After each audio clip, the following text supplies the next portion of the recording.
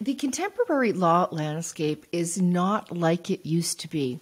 So when I was a baby lawyer back in the 90s, the old boy firm I worked for, they used to talk about the good old days. The good old days where they would roll in at 9 or so, they would stay till 5, they had huge income, lots of staff they could afford to pay, and things, well, the income was really, really great. And they used like dictaphones. Even when I started, I remember not being allowed to type my own letters. I had to dictate them. Big shocker, I was really terrible at it. I had one assistant actually type out what I said. She said, "This is what you said." I thought, holy shit, how does anybody even begin to figure that out, what I was saying? And anyway, lots has changed since then. Even those guys at least use, what is it called? Naturally speaking or Dragon or something, so that they can dictate onto text. Anyway, so running a successful law firm and having like a successful firm vis-a-vis your law practice management has changed a lot over the years, is what I'm saying. And so nowadays, there's so much information out there. And if you're starting your own practice, you're probably thinking, holy cow, like, where do I even begin? Like, where should I focus? Because there's so much I have to think about and deal with. So I'm going to share these top 5 things with you in terms of the best law firm practice management strategies. That is for being successful, for being a thriving law firm, a law practice. Okay, there's 5 things. I'm going to tell you what they are, and then I'm going to dive into every single one. And it's going to, stick around to the end, because if you stick around to the end of this video, you'll be able to, discover what I think is the coolest, most breakthrough, huge thing that I have discovered over recent times. And that's why I want to share it with you. First of all, number 1, you want to have checklists and workflows for everything. Secondly, you want to expand your team. Third, you want to get really good software. You want software that's going to help your firm flow. Oh, wait. Number 4, you want to maximize that software. So don't just get the great software and then not maximize its potential. And finally, who, not how. What do I mean by that? Well, stick around to the end and I'm going to tell you what that is. So having checklists and workflows for everything. Well, that seems kind of obvious. Well, not always for me. In my law firm, we have checklists and workflows for absolutely everything. For running a hearing, for onboarding a client, for offboarding a client, for opening a file, you name it. We have checklists. And of course, I started using checklists that I invented. Now, my local law society, the Law Society of British Columbia, I don't like them, but they give me my license to practice. Well, they have these checklist binders that you can get, and they're like, oh my gosh, like by the time you got through their checklist, your client would be broke and so would you, and you wouldn't have moved forward with the case because there were so many steps that were, so detailed that they just weren't helpful. Well, what I did was I simplified my own process. So even when I have an interview with a client, an initial client consultation, I go through the checklist because I know if I've covered off the checklist, I've covered off everything I need to tell them. I've covered off everything I need to hear from them. And I know because I cover off the checklist each and every time, nobody can say I didn't cover anything off. So it's actually really good protection as well. And so I didn't always use checklists.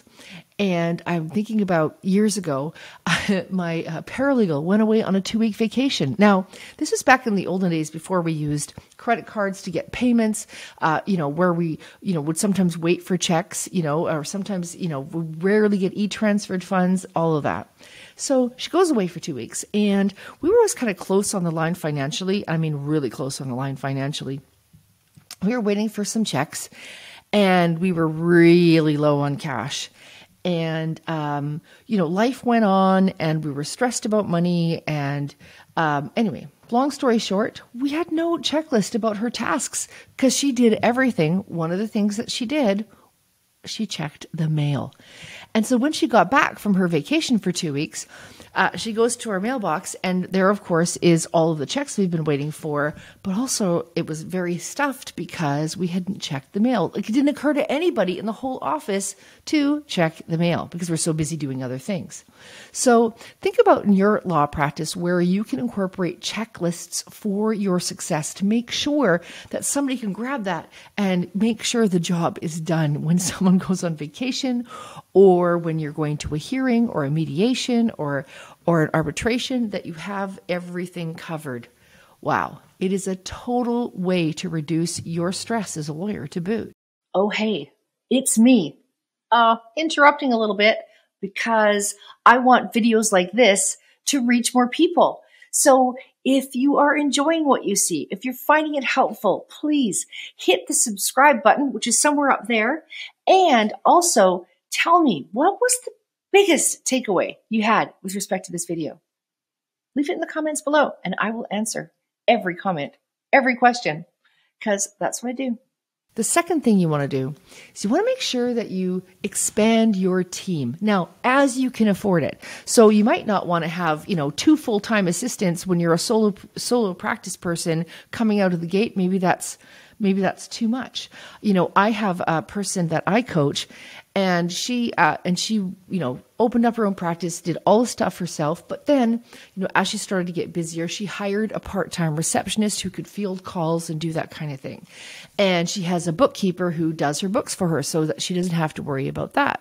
So in order to have that successful law firm practice management, you want to make sure that you hire a team as you can afford it. So, as your practice grows and you get better and better at what you want to do, you want to make sure that you can, hire someone, even if it's a few hours a week, to take some of the load off. And the way I look at it is, even if you're paying somebody $25, $35 an hour or $50, who knows what, and you think about your hourly rate, does it make sense for you to be, reconciling your trust account when you can hire someone else to do that, so that you are doing the higher level billable work?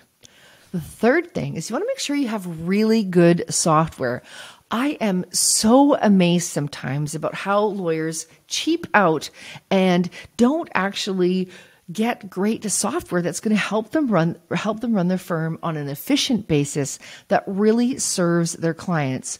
So at this point in time, one of the best pieces of software, and I'm not being paid to say this, is Clio. Clio is, law office management software. And the one thing about it is it really captures my time entries. And why that's powerful is that, if I go back through my week, even though I think I always put in my time entries super dutifully, I will go, oh, wait, I'll look at my calendar, I didn't put the time entry in for that appointment, And so, in terms of lost time entries, or what would be lost time entries, Clio pays for itself just with me capturing the time I've spent on client files. And it does all kinds of other great things, like a lot of great things, which brings me into the fourth thing that you want to do. So once you get this fancy, amazing software, whether that be Clio, Office 365, whatever this, another software I use is called DivorceMate, which really helps me write great agreements very efficiently. The next thing you have to do with that is you want to maximize the software's potential. So, for example, in my firm for a very long time, it's embarrassing how long, we had, our SharePoint, Office 365 SharePoint, where we were storing documents, but we also had Clio, which stores documents encrypted on the cloud. So I have these two pieces of software doing exactly the same thing. And I thought, wait, why am I doing this? And I did that for over 2 years. Point being is it would have been really efficient that when we started using Clio, that we actually started using it to its full potential. So even now, as I record this, we're still getting into maximizing Clio as much as possible. And the thing is, if you want a referral to a really great Clio consultant, reach out to me, because I've got the person who's really helped us. Because the point being is that it's powerful, but you want to make sure you tap into the power of the software that you do have, that you are paying for. Finally, as promised, here's the fifth thing. Who, not how. Now, what do I mean by that? Okay, this isn't my idea. at all. But it comes from Dr. Ben Hardy. Now, Ben Hardy is a very smart guy, and he's written some really great books. Meet Your Future Self, Who Not How, The Gap and the Gain. Wow. Very, very smart guy. And he has partnered with Dan Sullivan of Strategic Coach. Strategic Coach is this coaching organization. Wow. So cool. Anyway, who not how? What's this concept? Well, going back to that Clio example is that, Clio has really great training, and they've got like 8, 10, 12 hours of these videos that you can sit down and watch, which is why I went more than 2 years without watching them. Like a lot of sitting around watching videos that, it's just not how my brain works. So instead of me spending my valuable time watching these videos and it not happening, we decided to hire a really great Clio consultant who could teach us the points that we need to know. Yay, what a great idea, right? And so rather than us having software that we're ineffectively using and not getting around to learning how to use it effectively, we hired a consultant at a fraction of my hourly rate to walk us through, me and my entire team, walk us through how to run the software properly. Now, you can use the who, not how thing. So rather than trying to figure out how to do something, you figure out what's a who, who's a who that I can find to help me with this process. And you can incorporate this anywhere in your life, everywhere in your life. In fact, you can do a who for cleaning your house, getting your groceries. I mean, I use a meal prep delivery service right now. I used to think that was the most decadent thing in the world. It's great. It's actually I spend way less on eating out, eat better food, and actually less on groceries because I'm not wasting anything. And I always have a plan. I come home from work and I'm hungry and I want to make food for everybody, and boom, I have my meal prep kit. So that's an example of a who. Another example of a who is having a house cleaner, a gardener, who knows. And the thing is that might seem very decadent, getting a who to help you rather than figuring out how to do it yourself or doing it yourself. And yet, think about your hourly rate, and everybody only has so much energy. Well, you can use your energy utilizing downtime that you need hugely, or alternatively, working at your effective hourly rate. So the next time that you have to figure something out, whether that is figuring out a new piece of software or putting together a big screen TV that you bought, think if you could use a who, finding a who to help you rather than figuring out how to do it yourself. That is, of course, unless you love to do that stuff, which I don't. If you found this video helpful, and I hope you did, please give it a thumbs up. Because if you do that, then this video will be able to reach more people. And as well, if you want to stay in closer touch with me, please ring the little bell icon so that you can subscribe to this channel. This is Val. Much, much love.